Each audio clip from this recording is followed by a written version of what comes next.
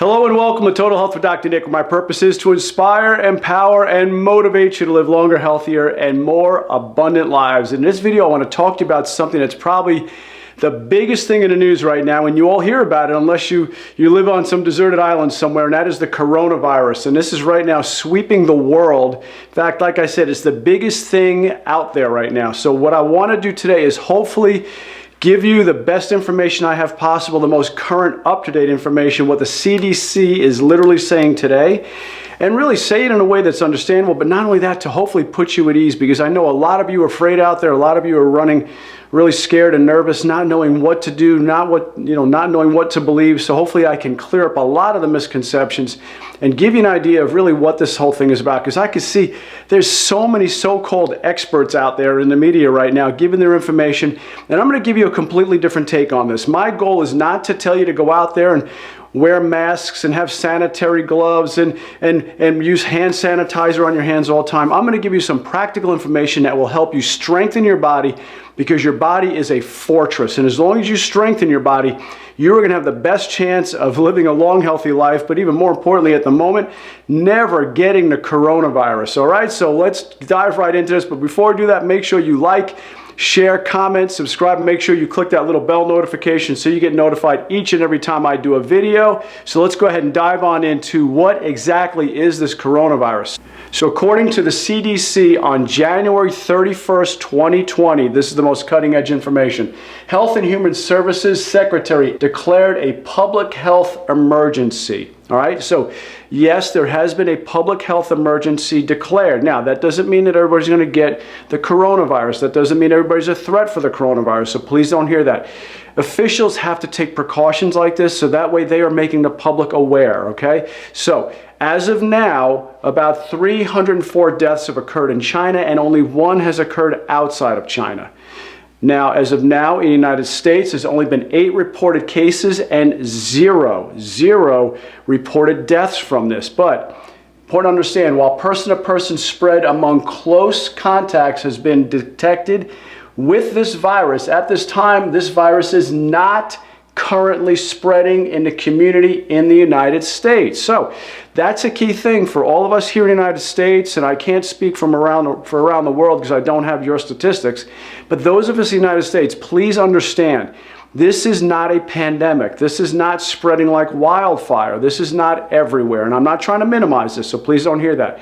I'm not trying to minimize the people who've been affected by this, but I don't want the media to scare you into believing and thinking that this is literally knocking at your door right now, that if you go outside or you go in contact with anybody, that you are going to get this. Yes, you need to be careful. Yes, you need to watch out for people who are sick, but at the same time, know the best things you can do to strengthen up your body so that you don't get this.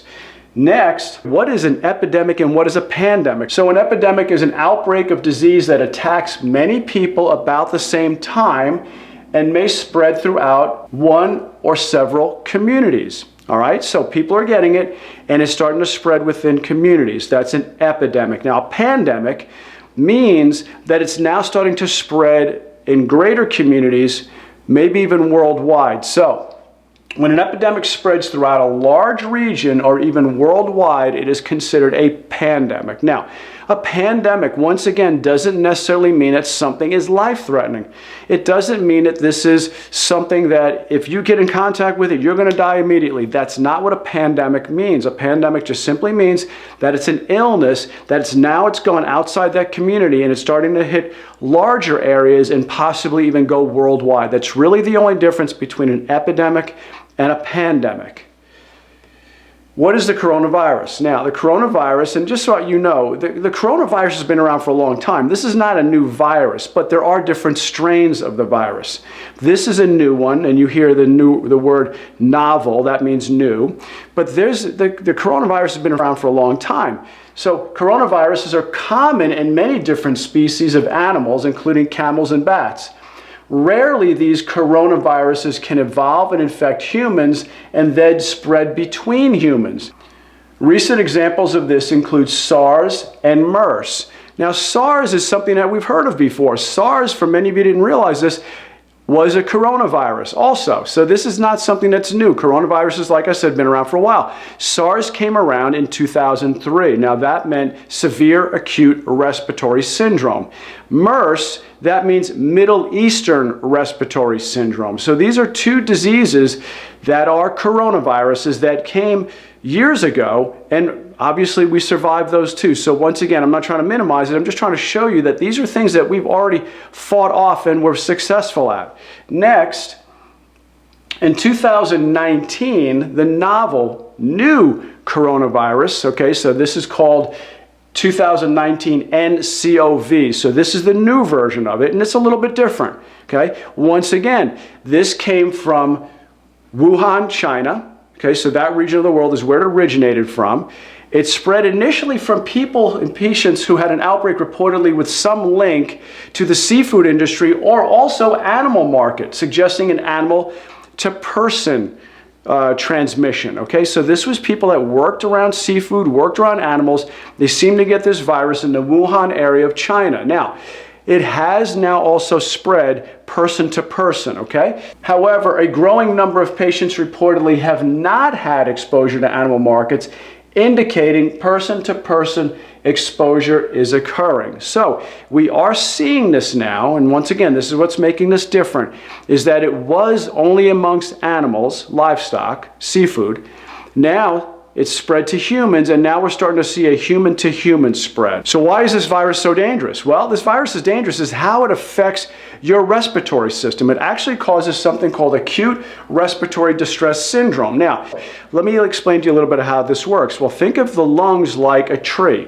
So you have the trunk of the tree, and then you have the different branches, the large branches coming off the tree.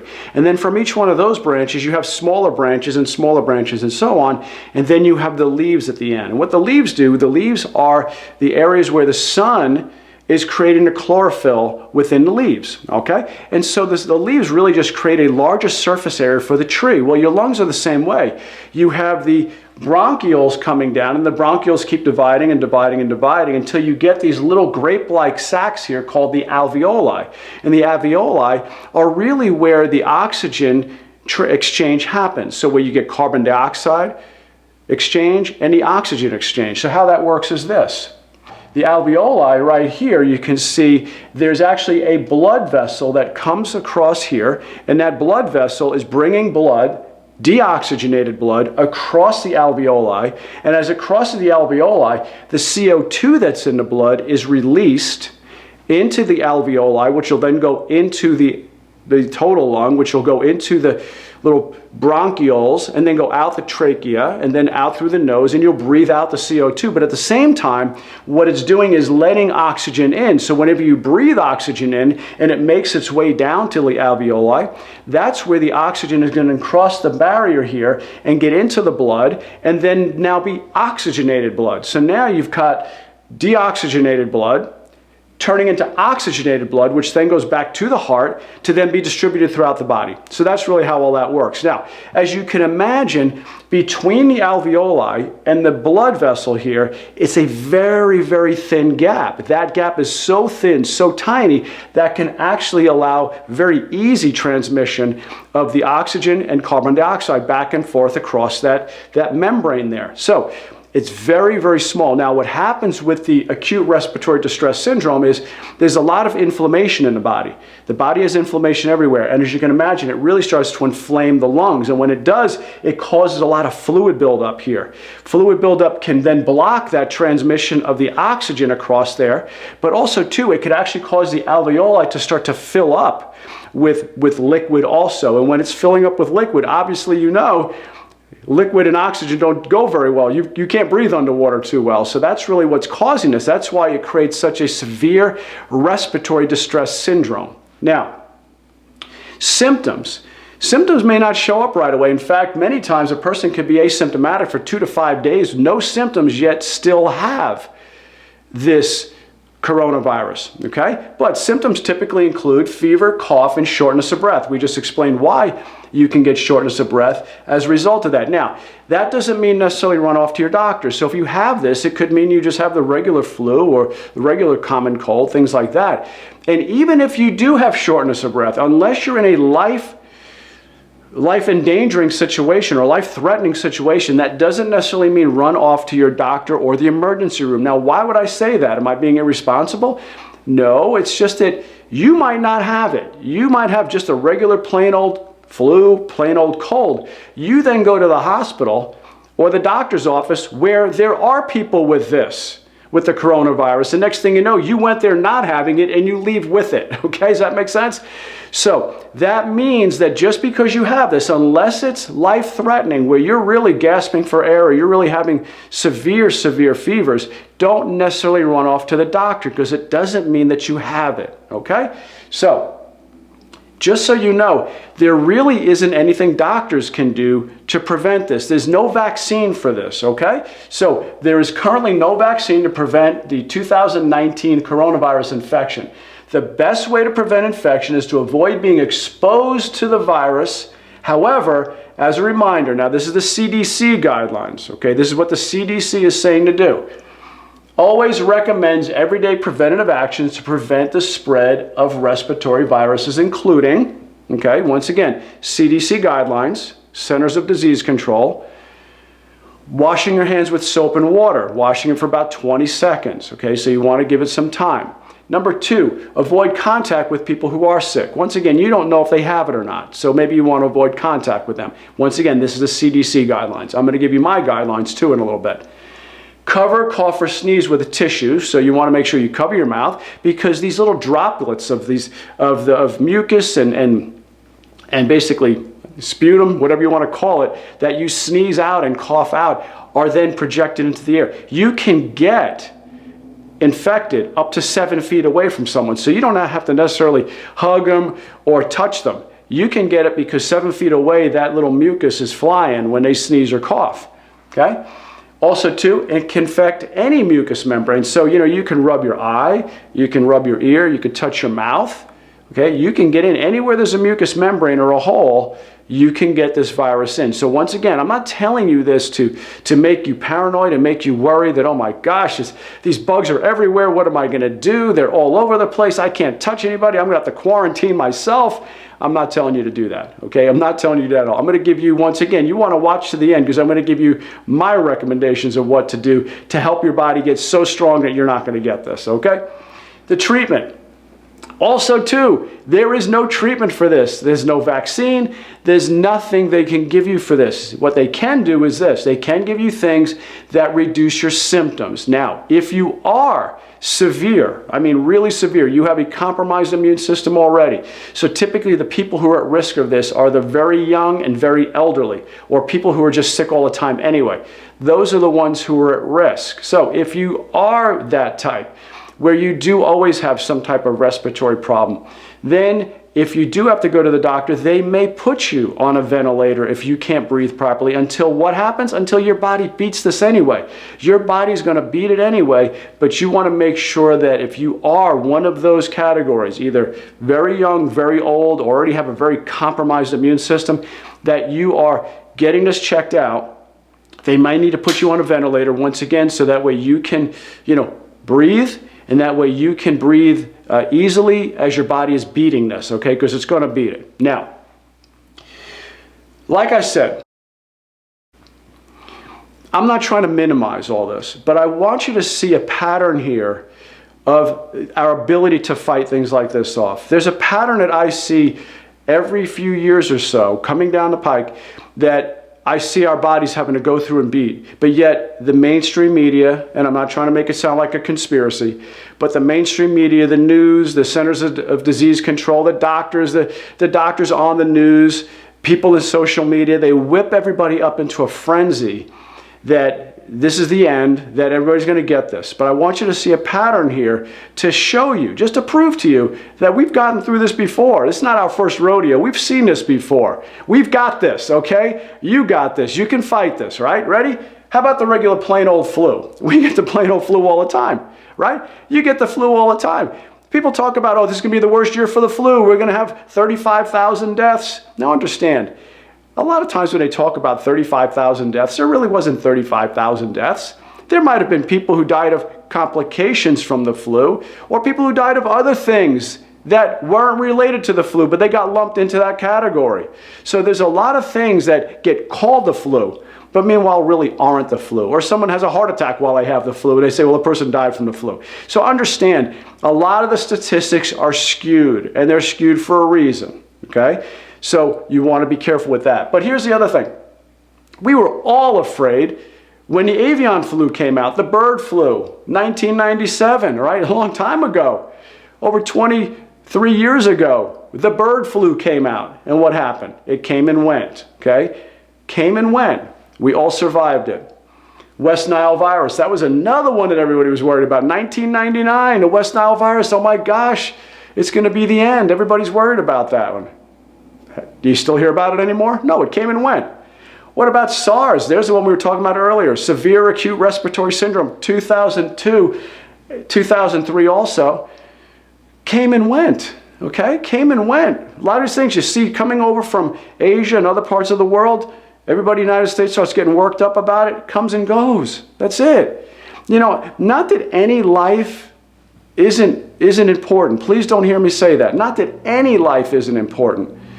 But when we work up frenzies over a population of 330 million people and say 5 people got it, out of 330 million people, I don't even know what the math is on that. 0.00000 like 1%. I mean, it's not that much. And like I said, I'm not trying to diminish the life of anybody who fell to that. But at the same time, we all shouldn't be so worried about it that it's going to affect all of us. Please don't believe that.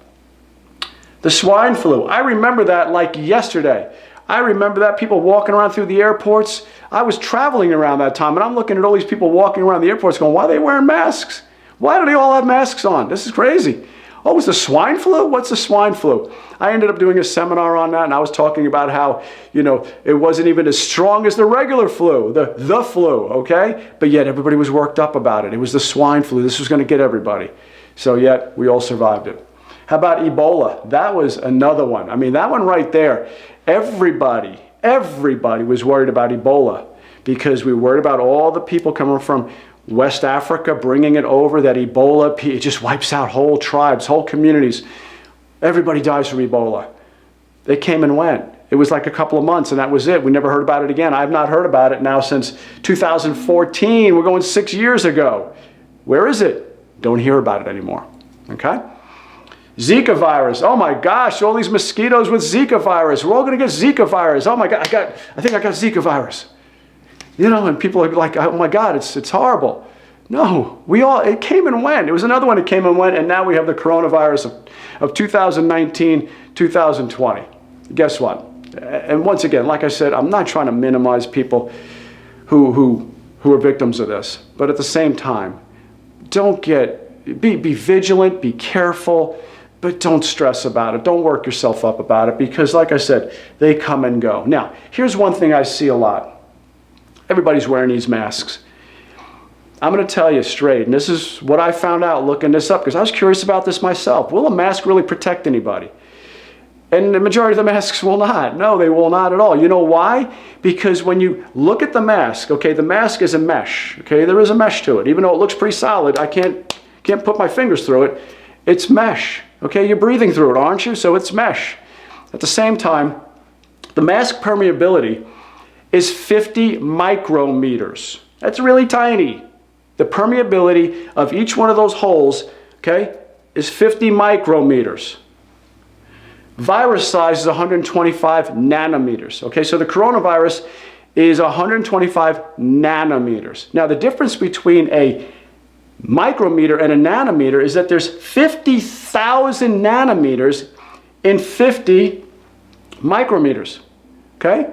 So what that means is this, if you do the math, unless my math is wrong, I don't think it is, 400 viruses can fit through each hole in that mask. So it's really not blocking anything. So what they're saying now is, people, unless you're sick, don't wear that mask. You don't need the mask. The mask is for people who are sick because they're coughing and they're spitting and mucus is coming out of their mouth. That's what it's for. When doctors wear a mask in surgery, they're not wearing a mask to prevent bugs from getting in. They're really wearing the mask to prevent things from falling out onto the patient. Okay, it's protecting the patient, not necessarily the doctor. So these masks really aren't going to do anything. So what I say is this. I say your body is a fortress. Strengthen it like a fortress. That's what this is really about. That's what's really going to do this. If you think of your body like the fortress that it is, it makes it impermeable to the bugs, to the little germs. You don't have to worry, oh my gosh, there's germs, there's bugs around. You don't have to worry about it so much. Now, why do I say that? Well, think of your body, like I said, as a fortress. A fortress could be, the walls 6 feet thick of cement. They have turrets at the top with guys with bows and arrows, with flames at the end of those arrows. On the inside, they have these guys with these big things launching rocks over the walls. They light them on fire and launch a rock over the wall. There's a moat around it with ferocious alligators that'll eat up anybody who falls into the moat. There's a drawbridge. Okay? So as long as the door's up, and as long as these guys are awake, and as long as the alligators aren't on vacation, and as long as that fortress is strong, nobody's getting in. Nobody's going to breach that fortress. However, what happens if the fortress falls into disrepair? And next thing you know, the drawbridge isn't working too well. It's kind of creaky, it's cracked, the door's broken, door's not really built too well. These guys up here are partying too much. They're drinking all night long. They're not even aware of what's going on around them. The alligators, they left because the moat dried up. Nobody was maintaining the moat. Now that fortress is all in disrepair. Now can you breach the fortress? Absolutely. So if you think of your body like the fortress that it is, and realize if you keep your immune system high, you keep your body strong, you keep your mind sharp, you keep doing the things that build health and wellness in your body, because by the way, God created your body to be healthy and well. Your body's not designed to be sick. It's not designed to be sick. It's not designed to catch anything that comes along. It's designed to be strong and powerful, and as long as you keep building it and fortifying it, giving it what it needs and maintaining it properly, it'll fight anything off. Have you guys ever been around someone at work that was sick and you didn't get sick? Everybody's getting sick at work but you. How did you not get sick? You're breathing the same air they are. In fact, it's the same recycled air, because nobody opens windows in companies anymore. Nobody opens a window in a corporation. It's all the same stale, recirculated air. What about your house? You have a child with strep throat. They're coughing all over the place. You didn't get strep throat. How'd that happen? It happened because your body's immune system was stronger. It's all about your body's immune system and how are you fighting things. That's really what this is about. So, number 8, we're going to go 8 down to 1, so you want to watch to the end. Number 8 is probiotics. There is so much research out there right now linking your immune system to your gut. And most of you do not have healthy guts because you're eating too much processed refined carbs and sugars and artificial foods, frankenfoods. So you want to make sure you're feeding your gut, that you have healthy microbiome down there, because you have 10 times more bacteria in your body than you do your own cells. And if your body's not producing, healthy bacteria in your intestines and your gut, you're not going to have a healthy immune system. Now, you can have a little bit of leeway there. About 85% of your bacteria needs to be the good stuff and maybe 15% the bad stuff. But you start to get out of that too much, like too many people have too much Firmicutes in their body, which is the bacteria that causes us to really put on weight. And how do you get that? High carbohydrate diets. You eat a diet like the keto or paleo diet, you get more bacteroidetes, which helps you burn fat. So, we're not getting into that so much in this one, but it's important that you have the right bacteria in your gut to keep your immune system strong. So how do you do that? Yogurt, kimchi, kefir, fermented vegetables, sauerkraut, pickles, kombucha. All these fermented foods are fantastic for building healthy gut. Every single day I have some kombucha. Some kimchi. I have kombucha also too, but not quite every single day. I eat pickles all the time. I eat lots of fermented vegetables all the time. Not so much yogurt. I don't have as much dairy in my diet, but all these other things, all these pickled vegetables I have all the time. So I'm always building a healthy gut. Number 7, vitamin D. Once again, there is a direct correlation between vitamin D, raw vitamin D, and cancer prevention, immune system strength, all connected. Helps with heart, brain, and immune system function. Of course, the sun is the best source, always going to be the best source, but you can take it through supplementation if you have to. And you need about 4,000 IUs daily, so that's what you need. So a lot of you can get that in one capsule. If you're not out in the sun all the time, because it might be winter by you, get it in a capsule form. You can get it in a capsule. The ones I take are 5,000 IUs, international units, so it's plenty, all right? Number 6, counting them down. Vitamin C. We all know the benefits of vitamin C. This one I don't need to talk about very much. We all know you need vitamin C. Vitamin C is a fantastic antioxidant and immune system builder. How much do you need? About 1,000 milligrams a day if you're, 3 times to 4 times daily if you're feeling okay. But if you're not and you're starting to show signs and symptoms, you might need 4,000 milligrams or more a day. Now, great thing about vitamin C is that it's a water-soluble vitamin, so you can't OD on it. You're just going to, excuse my language, you're just going to pee it away.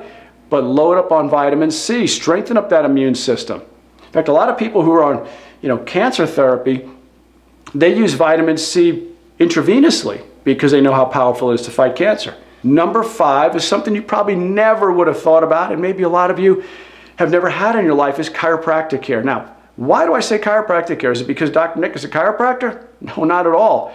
It's because your mind, your brain is what controls all healing in your body. Your brain is what controls all the function in your body. Think of your spine like the fuse panel. The fuse panel that controls everything in your body. So your fuse panel controls your jacuzzi tub in your house, your refrigerator. It controls all the appliances in your house. Whenever those switches are in the on position, everything works the way it's supposed to. If any of those switches go into the off position, or you blow a fuse, next thing you know, that part of your house isn't working properly. Well, your body's the same way. When your spine's lined up the way it's supposed to be, all the nerves branching off your spinal cord, going to all the different cells, tissues, and organs of the body, are working the way they're designed to. When there's obstruction, when the vertebrae of your spine misalign, pinching the nerves, when it pinches off the nerves, and next thing you know, that nerve is being shut down to a part of your body, it decreases your body's function, your body's energy, but more importantly, it also decreases your body's immune system. It turns out that people under chiropractic care have much stronger immune systems than the average public. Not only that, chiropractic care increases immunoglobulins and B lymphocytes. Very important parts of your immune system are boosted with regular chiropractic care, and it can also decrease the severity and intensity and the duration of the flu. I see that all the time with my patients. They come in, they get adjusted, either they never get the flu, or many times if they do, they're over it like that, where their friends are out of work 2-3 weeks. They're out of work or just not comfortable about 2 or 3 days at the most. So, chiropractic care. Number 4 is exercise. I can't tell you enough how important exercise is, because think of it from a psychological standpoint. When you exercise, you create a lot of endorphins in your body. In fact, exercise has been shown to be much better, just walking, much better than taking 2 antidepressants. So exercise is fantastic. So from a psychological standpoint, if you know that your psychological stress can downregulate your immune system and that exercise helps to beat that psychological stress, it makes sense. Exercise. Now, what are we talking about here? I'm not talking about 2-3 hours in a gym. You don't need to wear your body out. That's too much. So what am I recommending as far as your workouts? Very simple. Your workouts are going to be 40 minutes long. You're going to work out for 40-second sets, and you're going to take a 40-second break between that, each set. So how does that look? Well, you might do a set of presses. Take 40 seconds to do those presses, meaning you're going to take 2 or 3 seconds up, 2 or 3 seconds down, 2 or 3 seconds up, 2 or 3 seconds down, and you're going to then finish that set that takes you about 40 seconds. You're then going to rest 40 seconds before you do your next set of presses or whatever you want to do. And then you're going to make sure your workout only lasts 40 minutes. Now, if you choose to go more high intense, I like to do something called supersets, which means I do one exercise, go to another, back to this one, back to the other, back to this one, back to the other, and so on, and then I move on to something else. I just make sure my workout's done in 40 minutes. Now why? Because I don't want too much cortisol production. After 40 minutes, you make too much cortisol, and cortisol is your stress hormone. Cortisol will downregulate your immune system. If it downregulates your immune system, it makes you more prone for viruses. Okay, so you want to make sure your immune system is staying up. Number 3 is meditation. Now, so many of us are so stressed all the time. One of the best things you could do is meditate. I meditate every single day. Why? Because I have to. That's what keeps me sane. I like to say it keeps me from getting a little gugoots in the head there. All right? That's a little New York Italian saying, a little gugoots. You could say pazza, pazza, pazzo. That's real Italian. Anyway, back to the lecture. So if you meditate, it helps your body to relax, and by relaxing, it helps to stimulate your immune system. One thing I recommend doing too is this. meditating towards this healing frequency of 528 hertz. 528 hertz, they say, is the frequency of God. Okay, so put that on. All you do is you go onto YouTube, like you are now, and all you do is you go on YouTube and you look up 528 hertz, and there are videos everywhere where it's a nice quiet video, maybe just some kind of violin music or something where it's 528 hertz. You just keep it playing in the background while you meditate. It's that simple. There's a lot of them out there that are 10 hours long. If you want to keep it playing while you're sleeping, you can go ahead and do that too. But meditation is powerful, powerful, powerful stuff. Number 2 is sleep. You know, sleep, we can't stress enough how important sleep is. And I was always the type that thought, I don't need much sleep. I can go on a little bit of sleep. 5 hours is all I need. But sleep is so, so important because that's when your body's healing and repairing. That's when your body is making melatonin. That's when your body's making growth hormone. That's when your body's repairing. Even more importantly, too, is that your body is also relaxing to where the glutamate that's been building up in your head, there's a neurotransmitter in your body called glutamate. And just like if you do a lot of bicep curls or a lot of workouts, you start to build up that acid. That acid you have to let relax, otherwise you can't do another set because you're too fatigued. Well, your body builds up glutamate in your brain, the neurotransmitter. So you've got to give it time during the night to just cleanse all that out. Otherwise, you go crazy, and you know that. If your brain is constantly going and going and going, you get to a point where you're like, enough, you just shut down because your body is breaking down. All right, so if instead you let some sleep, take care of that, you're going to be a whole lot better off. Avoid using electronics 1 to 2 hours before bed. In fact, I've got it set up on my computer that it switches off at 10 o'clock to where even if I am on it, it switches to where the blue light gets turned off. And you can have that setting in your computer too. If you have a Mac, it's in there where you have the blue light turn off at a certain time, and you can set it, you can customize the time, you can set it so that it works with the day and night of the sun. And as soon as the sun starts going down, your computer switches that blue light off. I just have it do it around 10 o'clock. Also too, you want to keep the room temperature really cool, between 60 and 67 degrees. Now we keep it about 65 because when it's cooler, you know you sleep better. How many times you're tossing and turning, you're thirsty, you're sweating when the temperature's too hot? Don't do that. Make sure that you're keeping the room temperature cool, and you'll get a lot better night's sleep. And last but not least, number 1 is make sure that you're eating whole foods. You know, we think about this. Your body's like a Ferrari. It's like a Lamborghini, okay? Italian cars. I love Italian cars. You would never think of putting junk fuel in one of those cars. Otherwise, you're never going to get the performance out of it. Well, your body is a finely tuned supercar, okay? It's a super body. Don't put junk in it. Make sure you're putting organic foods, whole foods. You know, a lot of people say, well, I'll just eat this and that, but I'll take a multivitamin. Multivitamins don't cut it. Why? Because multivitamins are parts of food. And sometimes they're not even real. They're synthetic. So you want to make sure you get the whole food. You want to get the spinach. And what makes everything in spinach so good is how all the vitamins work together, and how the vitamins work together in broccoli and cauliflower and kale and things like that. So make sure you're eating whole foods. Make sure you're getting bone broth. I have bone broth probably 4 or 5 times a week. Why? It's great for gut health. I love making soup out of it. I make a great soup with bone broth. It's so easy. As many times I come home after work and I don't want to eat much. I'm just not that hungry, but I want to take a little bit of edge off. I put some bone broth in a pot. I add some chopped or diced up avocado to it, some avocado oil, some olive oil, so I got lots of great fats in there, some salt and pepper, other seasonings, a little bit of fresh lime juice.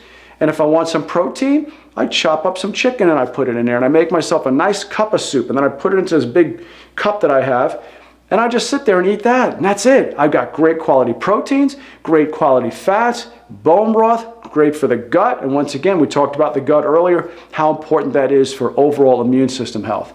What about processed foods? You shouldn't be eating Franken-foods. I mean, your body doesn't even know how to deal with these foods. Your body looks at this and goes, what's this? I don't know what this food is. This isn't even food. This is something. This is some kind of chemical experiment. Okay, Franken-food. Your body doesn't know what to do with it. Inflammatory foods. Lots of carbs. You eat processed refined carbs, they are some of the most inflammatory foods that you could ever eat, and you know it because you don't feel good on it. You get brain fog, but you don't know that it's even from that. You get bloating, your gut feels terrible, sometimes your joints ache. You feel like garbage just because you eat a lot of processed refined carbohydrates, and sugars are all in that category too. So you reduce sugars right there. Sugars are the enemy of your immune system. And guess what? Processed refined carbs are sugars. So you reduce those two right there and you're going to have an enormous leg up. So guys, once again, I'm not telling you to walk around there, and I see it all the time on these so-called experts on TV, on these different talk shows and so on, and news shows, telling you to walk around with gloves and a mask and goggles and this, that, and the other thing. You don't need to walk around like that. I mean, if you want to, go ahead.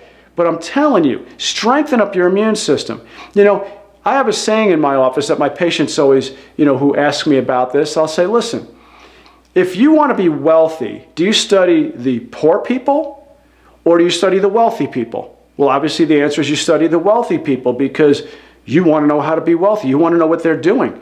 Well, if you want to be healthy, do you study the sick people or do you study the well people? The vibrant people or the people who are sick all the time? Obviously you study and do what the healthy people are doing. So when there's all of a sudden something coming around, and even if it is something as serious as Ebola or AIDS, think about that.